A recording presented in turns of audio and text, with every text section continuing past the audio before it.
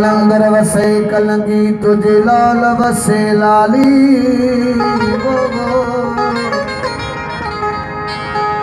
कलंदर वसे कलंगी तुझे लाल वसे लाली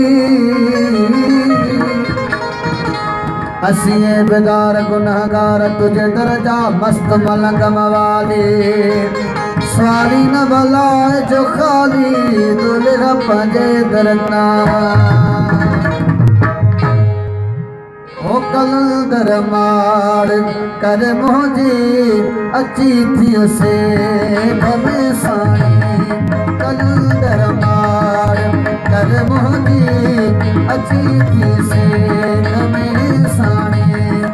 मुहाबे पाक पंज तन जे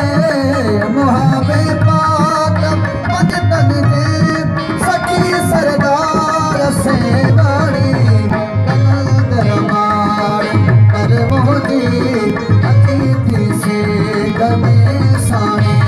ओ कलंदर मार कर मोजी अतिथि से गमे साणी मुहाबे पाक पंज तन जे मुहाबे पाक पंज तन जे ओ सखी सरदार से वाणी कलंदर मार कर मोजी अतिथि से गमे साणी कलंदर मार कर मोजी अतिथि से गमे साणी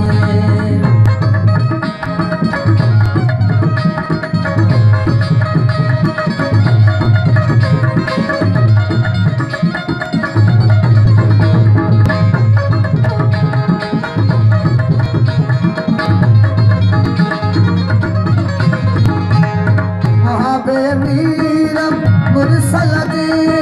अली सरदार अकमल जे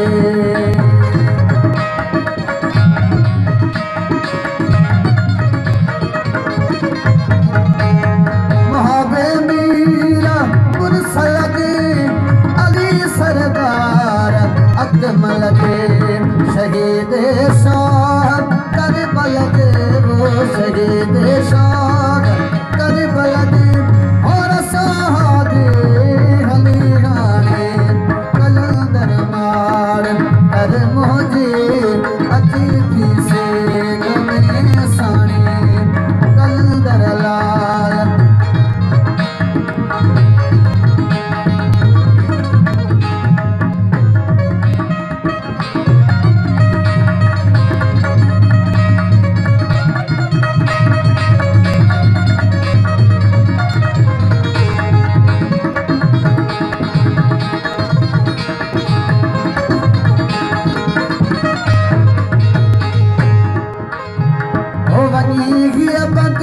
बीमारी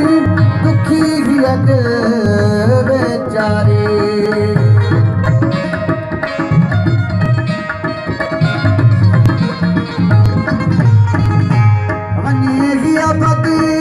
बीमारी दुखी आगे बेचारी खत्म थिए मर्ज आजारी खत्म थिए मर्ज आजारी ओ खुश दिल को मानी गया खुश दिल को मानी कलंदर मार कर मोजी ओ कलंदर मार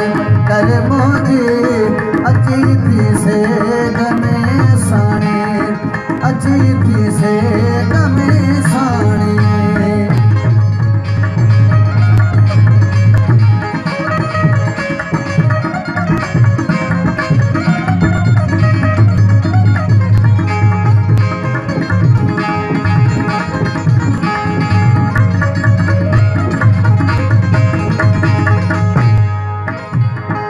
अकस नालो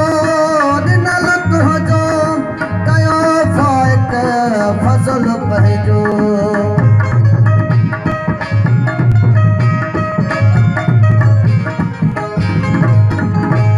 अकस नालो